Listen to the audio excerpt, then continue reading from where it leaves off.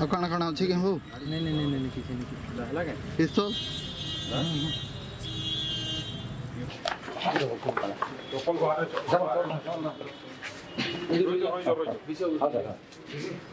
टिल्लागढ़ railway colony घटना मुई आसुवा समय ड्यूटी जाऊा समय मत नीलचकर पाखे आम मद दुकान पाखे मत गाड़ी क्रॉस करना सामने जाइला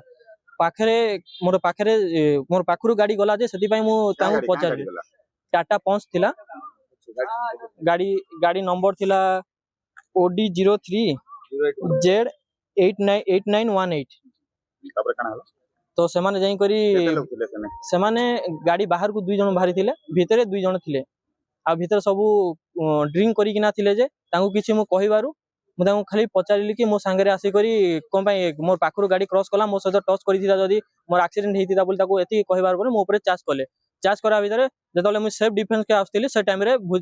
गाड़ी भितर बुझाली बाहर करी मते मारिया पई चेष्टा कले से टाइम रे स्थानीय लोक माने आसी करी मते बंचैले थाना को एसची एफआईआर दबा पे।